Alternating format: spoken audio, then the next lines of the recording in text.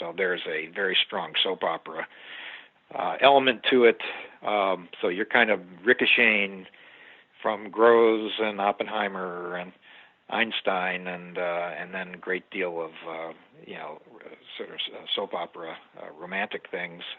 There is what they thought they were kind of covering the moral end by creating a young scientist who raises questions about building the bomb and using the bomb from the start, and he's one of the people involved in a romantic subplot. So he's kind of raises the questions. He's sort of the moral, even though it's not the main thrust of the plot. And then he ends up, I don't want to give it completely away, but he ends up saving the world by sacrificing himself in a nuclear accident to save thousands of U.S. Soldiers, and so he becomes a true martyr. And then the movie ends with him telling his wife in a farewell letter that now he sees the light, so to speak, and that the development of nuclear technology and nuclear weapons will actually pave the way to utopia, and the future of the world is great. And he now understands that we can control this, and it's going to be a great thing for society. So, and then the other one thing I'll just say is that the early scripts did depict the use of the bomb against Hiroshima, and went down on the ground. You just kind of saw some burned bodies and people walking around, and showing the real horrors. But in the final movie, you simply see the U.S. crew carrying out the attack from the air, and you see the city burning, and there's really no, and Nagasaki isn't mentioned at all. That's the amazing thing, is that you'd never know from the movie that Nagasaki was ever bombed. So even in Hollywood, the poor Nagasaki, which has always been the second city, the forgotten city, becomes the unmentioned city, and of course it's served the purposes of the White House and the Pentagon and MGM, I suppose, and not raising that, because there are many people who will say, look, I'm okay with the use of the bomb against Hiroshima, but Nagasaki was basically a war crime. So they don't have to introduce this nature of a war crime in this movie. I wonder in the watching experience if it seems coherent, or you can tell it's muddled up in post-production and you can see which scenes are cut and added. And to give a poor analogy for what I'm saying, this is the first thing that comes to my mind. The Samuel L. Jackson movie, Snakes on a Plane.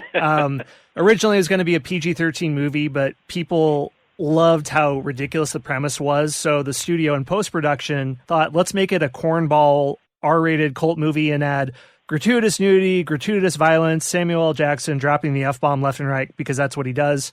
So does this movie play like Snakes on a Plane, or is it coherent in what it's trying to say? Boy, those crewmen would not like to be associated with snakes on a plane, that's for sure. There were some other things on those planes that were caused more damage. But I think if you watched it, you'd just say, boy, this is kind of dull, or it's, there's too much romance, or it fritters away this and that. Or you'd watch it and say, yeah, it's a fine expression of American triumphalism, and look what we did, and I don't think you'd watch it and sort of say, well, gee, that seems, what is that doing there? It's just it turned out to be a disappointing, even for audiences. It was not a complete bomb, so to speak, at the box office. It lost money, and the critics were divided. It was not a totally mocked. There were some, including James Agee and Life magazine. There's really some hysterically funny reviews that came out. On the other hand, there were many positive reviews too. So it'd be wrong to depict it as a complete flop, or that critics mocked it. But on the other hand, it was just a very middling, sort of non-success that was then quickly forgotten. Hey everyone, Scott here. One more brief word from our sponsors.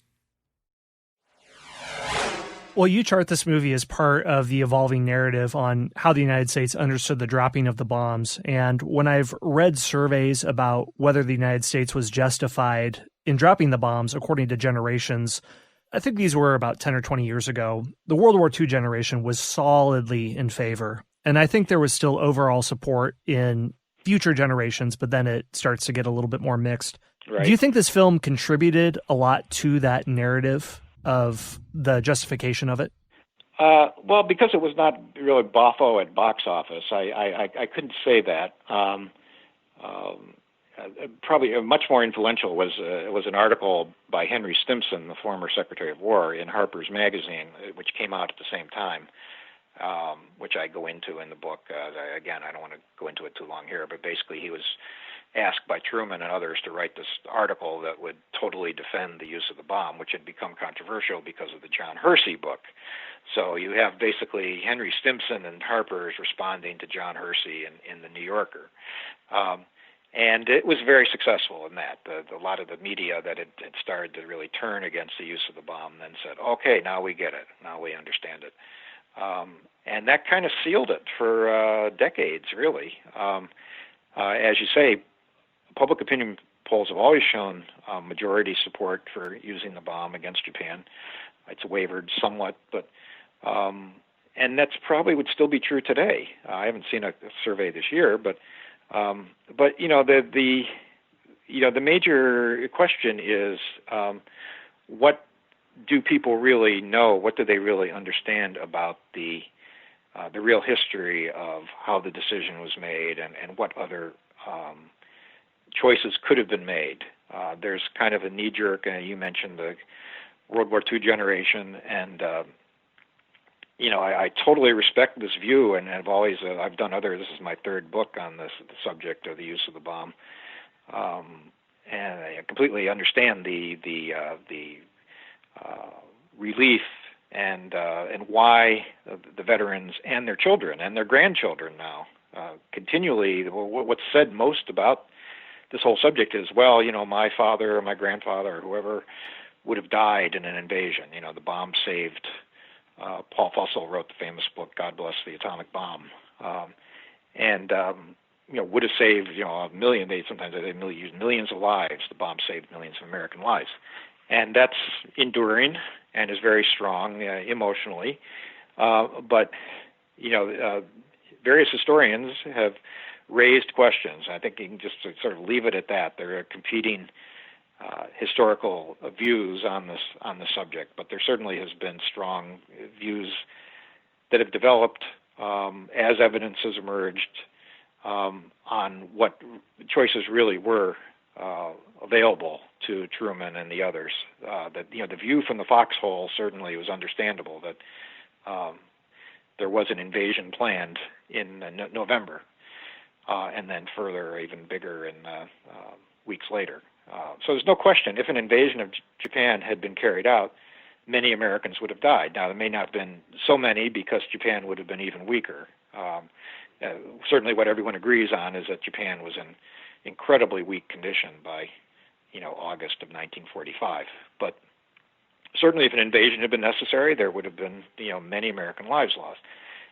But the question is whether that scenario ever could have occurred once we had invented the bomb, once we had tested it, and then especially once the Russians had agreed to come in, that Japan never could have survived till November. And in any case, Truman could have dropped the bomb at any time. He could have waited a day, he could have waited a week, he could have waited a month. He always had the bomb at his disposal. So why was there a rush to drop the bomb? And, that's where, and I've never fully embraced this. I'm not, it's not necessarily my view, but that's why many historians believe that the main reason to use the bomb right at that moment was because the Russians were coming into the war, and we wanted to get it over with. But most Americans, again, the popular sentiment that you hear over and over and over is, the Russians got in on the kill. The Russians entered the war, after we dropped the bomb, and so they got in. But in fact, Truman had asked them to come in. They had planned to come in. The whole thing at Potsdam was getting, Stalin to agree to come into the war in August. So that was all at our urging. And so, that complicates the picture. And so I guess what you can say at a minimum is that there is very conflicting evidence about whether the use of the bomb was absolutely necessary in August, and even did it really end the war, or was it the Russians entering the war that was the main thing that got the Japanese to quit? So it's why this has been a debate, and quite heated for decades now. We'll see it again this year. I'm glad to see it revived, because I think it is very much worth debating, because we have thousands of nuclear weapons still in the world today, and what most people don't understand is that the U.S. had and still has a first-use policy. Our policy is to use nuclear weapons first if we are threatened or if we're attacked in a conventional way. And so whatever lesson we get from Hiroshima and Nagasaki is important. Is it okay to use nuclear weapons first? Is it okay to use it over cities and kill thousands or millions of civilians? And that's worth debating, because we still have that policy. Right. And for listeners, if you want to hear more about this, look in the archives for History Unplugged on arguments for and against the use of the atomic bomb. I do my best to go through all these arguments. And as you say, there are a lot on both sides, and there's a lot to go through there. Well, the thing that I'm really curious about, and this is what was most interesting for me about your book, is you get a behind-the-scenes look at how history is being made from the beginning, after it happens, through the years and through the decades when revisionist counts creep in. And this is a process that's gone on for thousands of years, where almost all of the history that we have of the ancient world, really up to the modern world, is very similar to the movie The Beginning or the End, a triumphalist take. So Egyptian hieroglyphs are glorious battles won in history. Right. The chronicler accounts of the Roman and Greek empires are triumphalist because they sort of have to be. They couldn't be revisionist because the king or the emperor is paying you to do it.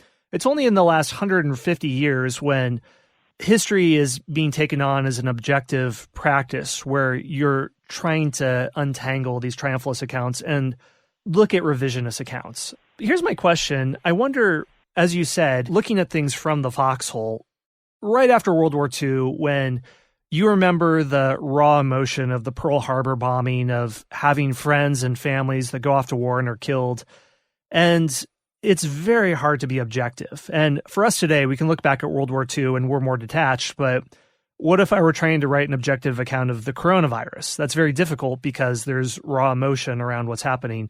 So I wonder, what do you think could have been the best outcome of the early drafts of history of World War II? And do you think it would have been possible in this period when people still have a lot of raw emotions about the war? Right. Well, I think it could have been possible to do something more, let's say, even-handed. And I think that's what they try to show in the book, that something that starts out from the sort of the scientist point of view, then swung almost 180 degrees. And could it have swung 90 degrees, So I think that's the question. I think people can write balanced accounts. Certainly, even in Vietnam, there came a time when you really started getting balanced coverage, and even the early books that started to come out. The Iraq War, certainly, same thing.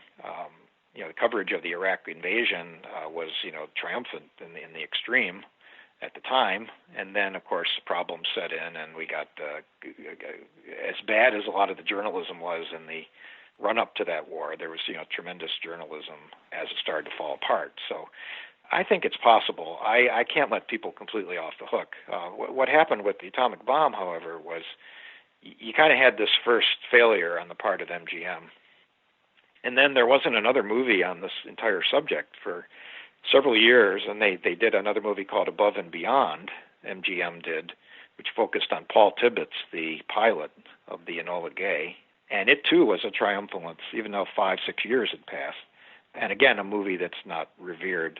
And then the subject was dropped completely for decades. You had all kinds of nuclear scare. You had the Godzillas and nuclear radiation scare movies. You had, and then the fears of nuclear Attack, Failsafe, Doctor Strangelove, and so forth. But there wasn't another movie really on the subject for decades until